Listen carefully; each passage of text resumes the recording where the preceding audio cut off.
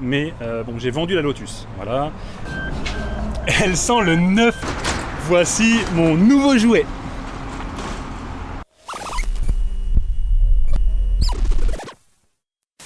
Salut les cocos.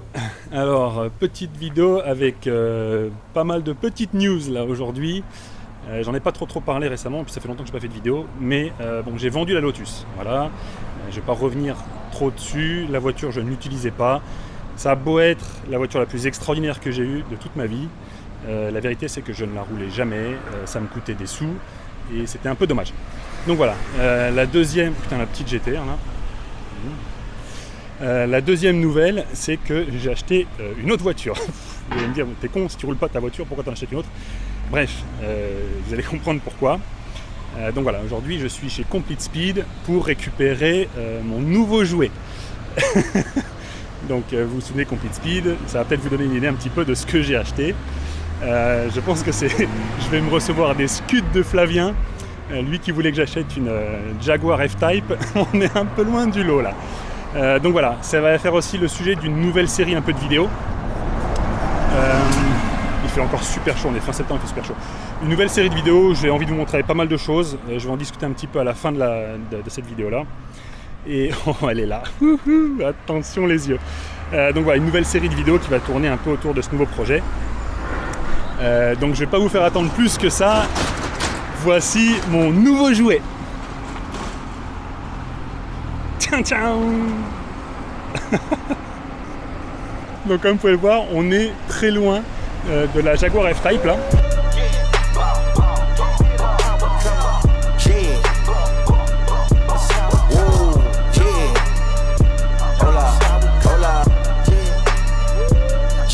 C'est une Suzuki Alto, donc c'est une K-Car, je vous explique un petit peu ce que c'est après. Elle est complètement full stock là, comme vous pouvez le voir. Elle ressemble absolument à rien. Et j'ai acheté ça pour remplacer la Lotus. Donc voilà, je vais faire un petit tour de la voiture. Alors, un truc que j'ai pas dit sur la série, c'est qu'elle va être en français, mais il y aura un peu de japonais dedans parce que je la fais en collab avec Complete Speed. Et du coup, lui va servir aussi des rushs pour faire des vidéos sur sa chaîne. Donc il y aura un peu de tout à la fois, il y aura du japonais et du français, vous en faites pas, il y aura des sous-titres s'il faut. Je vous présente le patron de Complete Speed, Yamazoe-san.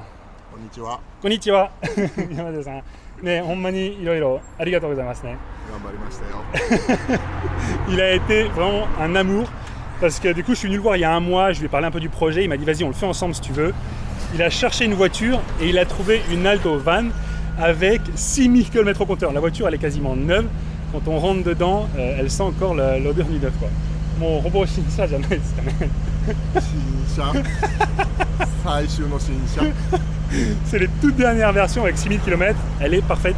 Il y en a qui vont dire ouais c'est con, mettre une voiture sur circuit comme ça, bref. Elle m'a pas coûté très cher, je vous expliquerai un peu plus tard. なんで人気があるんですかね。安いから。安くて軽くて、まあこれからいろいろいじくるパーツもたくさん出てくるし。Ah,ですよね。それもあるからね。Donc elle est super populaire pour les courses parce qu'elle est pas chère, elle est légère, il y a beaucoup de pièces et du coup bah, on s'amuse avec ça quoi. C'est une pépite qu'il m'a trouvé là, il a trouvé ça aux enchères à Nagoya. La voiture comme je dis elle a 6000 bornes, quand tu ouvres la porte là, elle sent le neuf. Voilà à quoi ça ressemble à l'intérieur, bon vous voyez c'est vraiment une quai de base. Hein.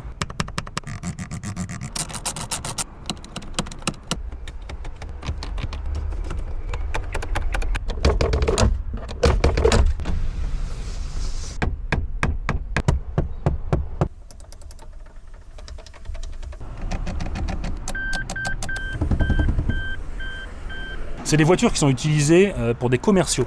Donc il n'y a rien, donc c'est une version van comme je vous ai dit. À l'arrière là on a les sièges qu'on peut remonter. Mais c'est vous voyez la gueule du siège. Hein. C'est un bout de carton quoi. Et donc en général les mecs les laissent ouvertes comme ça pour pouvoir mettre des cartons, les trucs ce que vous voulez quoi. Les sièges vous voyez bien ils sont épais comme du papier à cigarette.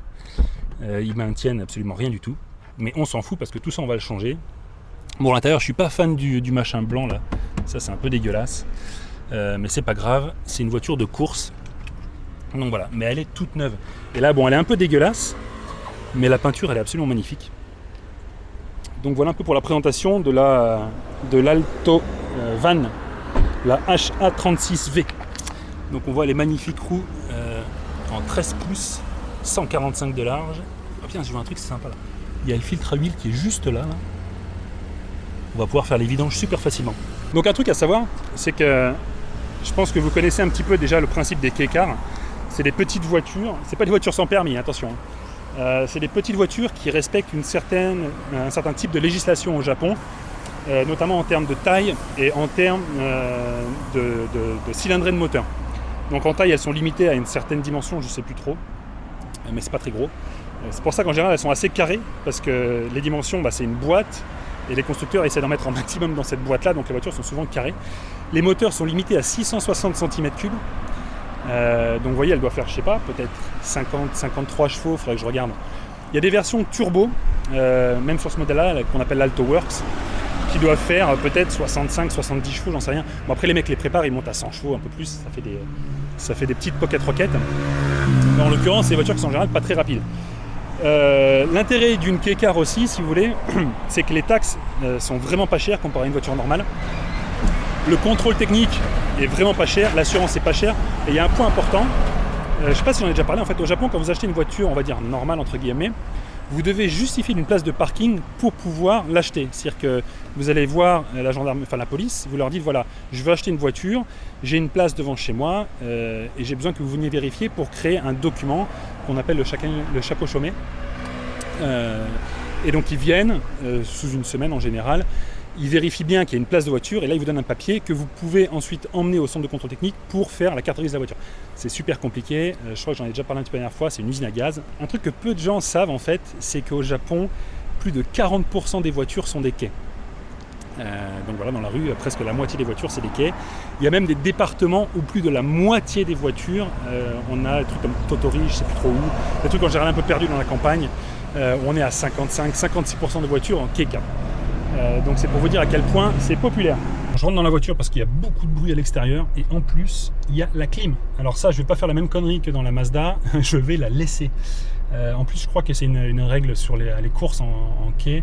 Ils demandent à ce que la clim soit installée pour que tout le monde en fait ait la même voiture et que ce ne soit pas des trucs trop modifiés. Donc voilà, ce que je voulais vous parler un petit peu, c'était pourquoi est-ce que j'ai acheté cette voiture-là et qu'est-ce qui va se passer avec. Donc l'idée en fait, si vous voulez, c'est de toujours rouler plus souvent. Et moi ce que j'aime le plus, c'est de rouler avec les potes. Donc voilà, l'envie que j'avais, c'était en fait de créer une voiture pour faire de l'endurance. Comme ça on peut rouler tous ensemble sur la même voiture sur plusieurs heures, on passe une journée bien cool. On ne peut pas tous avoir une voiture qu'on emmène sur circuit. On ne peut pas tous avoir la même voiture pour faire le même genre de série et rouler ensemble, donc c'est pas forcément évident. Et ce que je voulais faire, c'était acheter une caisse qu'on puisse partager avec Jus et Clem et faire des courses d'endurance comme ça. Qu'est-ce que je voulais dire ? Le truc aussi qui est bien avec les courses de quai, c'est qu'en général c'est pas cher. Les inscriptions sont pas chères. Bon, la voiture, vous avez bien compris, c'est pas cher. Tous les running costs, ça, c'est pas extrêmement cher. Comparé à des courses d'endurance que tu vas faire avec une voiture normale, où les entrées sont souvent bien plus élevées. Et il n'y a pas tant de courses que ça en fait. Dans le Kansai, si tu regardes bien, tu en as peut-être 2-3 par an si tu as de la chance. Et le problème, au début je voulais rentrer la Mazda, mais le problème de la Mazda, c'est que comme le siège il est fixe, comme Clément il fait 1m55, le truc c'est qu'il ne peut pas rouler la voiture, donc c'est un peu emmerdant. Et donc il fallait trouver autre chose. Laquelle c'est parfait, le siège ce sera un siège baquet bien évidemment, mais il pourra bouger et on pourra tous s'adapter à la voiture quand on aura besoin de rouler. Donc voilà un peu pour les raisons qui ont fait que j'ai choisi une quai. L'autre raison aussi, c'est que les championnats sont extrêmement disputés. Il y a beaucoup de voitures. Le niveau est très élevé parce qu'en général, ce sont des jeunes qui n'ont pas trop forcément de moyens qui vont rouler. Et les mecs, mais ils ont faim. Les mecs, ils sont bons, ils sont jeunes, ils sont en forme. Ils n'ont rien à perdre quasiment. Et ils roulent tous vraiment très bien. Je ne vais pas dire que c'est une série tremplin pour les trucs plus gros, bien évidemment. Mais le niveau est vraiment élevé. Putain, la clim, elle marche là-haut. On va la baisser un petit peu. Ouf. Et donc voilà, c'est intéressant aussi de se mesurer un peu à ça. Il y a du niveau. Les réglementations sont assez strictes et les voitures sont très proches de stock. Donc ça c'est bien, ça évite de dépenser des sous dans la préparation et tout ça. Et ça évite d'avoir des querelles en disant ouais lui il a trop de machin, il a mis des watts et tout. C'est des caisses qui ont 0 watts. On est autorisé à faire quasiment rien dessus. Donc du coup tout le monde se traîne la biloute et le fun il est là quoi. En fait on est tous un peu à armes égales. Donc là la voiture elle est full stock, mais vraiment full stock de chez full stock. Quand il l'a ramené, il y avait quelques trucs à faire dessus, pas grand chose. Il a déjà fait le fender, la voiture elle est tapée en fait, si vous voulez. C'est pour ça qu'elle n'était pas très très chère non plus. C'était pas un truc très grave, mais il y avait l'aile avant qui était pétée. L'avant c'est du plastoc, hein. La voiture elle est faite tout en carton quasiment. Il y avait 2-3 machins. Bon là il y a encore le truc de phare là. Là il y a encore le truc de phare qui est cassé. Il m'a dit qu'il allait essayer d'en trouver un autre. C'est pas très important, mais bon, ça a été propre, c'est très sympa. Et par contre, il y a un truc qui est un peu plus problématique, c'est le pare-brise. Donc là, le pare-brise en fait est fissuré, bien comme il faut d'ailleurs. Et ça passe pas le contrôle technique, parce que la voiture, donc elle n'a pas le contrôle technique, elle n'a pas les plaques non plus, donc il va falloir aller au Shaken, refaire la totale, lui remettre le contrôle comme il faut. Et pour ça, il faut changer le pare-brise. Donc ça va être la première étape. Et ensuite, on va attaquer les choses sérieuses. Donc ce qui est bien, c'est que comme on n'a pas le droit de faire beaucoup de choses sur la voiture, on va être limité en termes de modification et ça va pas coûter trop cher. Donc là, je vais vous montrer un petit peu, j'espère qu'il n'y a pas trop de bruit, ça fait chier d'être à côté de la route là. Je vais vous montrer un petit peu, il a d'autres exemples de voitures qu'il utilise en endurance, dont une que j'ai roulée l'année dernière.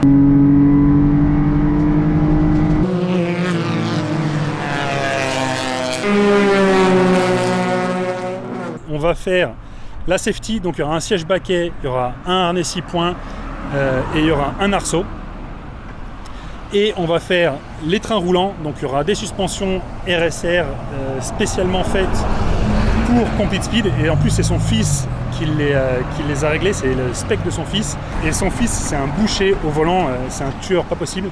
Et il a fait une spec spéciale pour cette voiture là, donc j'ai hâte de voir ce que ça donne. Il y a les bras inférieurs avant qui permettent d'avoir plus de carrossage. On va mettre des plaquettes, je ne sais pas trop encore quoi, on verra bien. On va vider la voiture pour essayer de gagner un petit peu en poids. Il y aura un échappement complet, Complete Speed, un truc original de chez lui. Et aussi un ECU, Complete Speed. Donc voilà, un peu pour le programme. Et la voiture, donc si vous vous souvenez bien, moi j'avais roulé celle-là il y a 1 an. Donc ça c'est la version un petit peu plus évoluée, avec plus de modifications, mais pas grand-chose non plus, hein. Il y a surtout les autocollants. Et là voilà, on a une autre version qui va ressembler un peu plus à ce qu'on va avoir. On a le siège baquet, l'arceau, vous voyez bien, à l'intérieur qui est tout dégueulasse en blanc, là on s'en fout. On est obligé de garder le siège conducteur, ouais, heureusement, parce que sinon on n'ira pas bien loin. On est obligé de garder le siège passager, mais après on peut virer un peu tout l'intérieur. L'arrière, vous voyez un peu comment c'est branlé, il n'y a plus rien, bon, voilà. Donc sur celle-là, je vous montre vite fait, elle a donc une admission et le CU Complete Speed, et c'est tout, hein. Il n'y a absolument rien d'autre. Bon, elle a un duct ici, mais il n'y a rien d'autre, il n'y a pas le droit de faire plus de modifs que ça. Donc on va être limité à peu près ça. Voilà, hop, on ferme ça. Donc ça c'est une version turbo. Je ne sais pas si c'est une 4 motrices ou une traction, il y a les deux versions. En général les mecs restent sur les tractions parce que les 4 motrices sont assez lourdes. Donc c'est une version turbo que les mecs utilisent beaucoup en course de sprint, mais pas trop en endurance parce que bon les turbos ça chauffe plus et voilà. Ce qui est bien avec les versions Atmo, c'est qu'on peut taper dedans des heures et des heures, il n'y a rien qui bouge, le moteur ne bronche pas, la boîte ne bronche pas, les freins ne bronchent pas. On peut faire des courses de 5 heures sans avoir à changer ni les plaquettes, ni les freins, ni tout ce que vous voulez. Et donc voilà, et l'avantage aussi de ces HA36V en particulier, donc les Atmo là qu'on va utiliser pour l'endurance, c'est qu'elles ne consomment pas beaucoup. Donc quand on fait de l'endurance, il n'y a pas que la performance de la voiture ou même la performance du pilote qui compte uniquement. Il y a aussi pas mal la consommation, les stratégies qu'on va avoir en fonction des pace cars, en fonction des drapeaux jaunes, etc. Et la vitesse de ravitaillement. Donc c'est un peu là-dessus qu'on va compter, parce qu'on n'est pas des brutasses, et les mecs avec qui on se mesure, ils sont vraiment bons.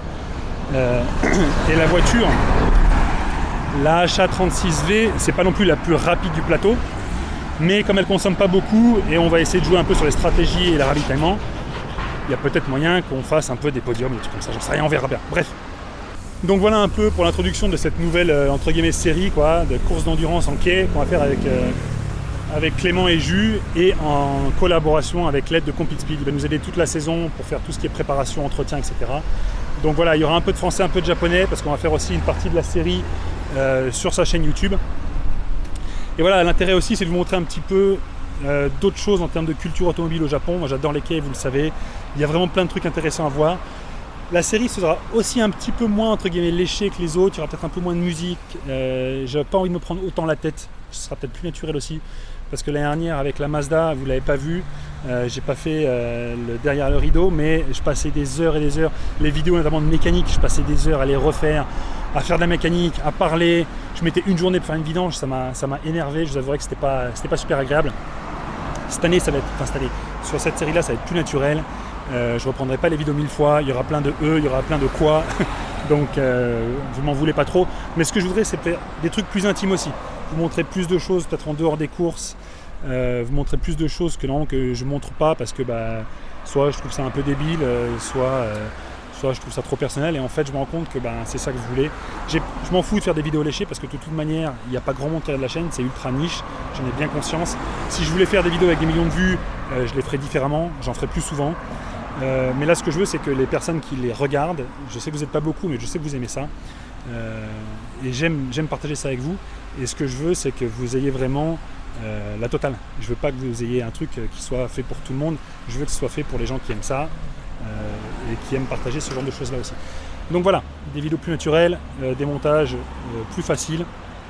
J'espère que ça vous plaît quand même, que ce soit pas trop dur à regarder quand même. L'intérêt, c'est aussi que vous fassiez plaisir à les regarder, que ça vous apprenne quelque chose. Et moi aussi, c'est un peu un souvenir pour moi, toutes ces vidéos. Je les fais pas, pas que pour vous non plus, je les fais aussi pour moi, pour avoir un souvenir, pour avoir des souvenirs avec les potes, pour quand les gamines elles grandissent plus tard, elles voient ces vidéos, elles font putain, mon père c'était un fou, il faisait que de la merde. Et c'est pas pour rien qu'on appelle Baka John, hein. Et donc voilà, l'intérêt c'est aussi un peu ça. Donc voilà, bienvenue sur cette nouvelle série d'endurance de K-Car. Je pense que ça va vous plaire, vous allez voir plein de trucs bien cool. Et moi je vous dis à la prochaine vidéo. Ciao.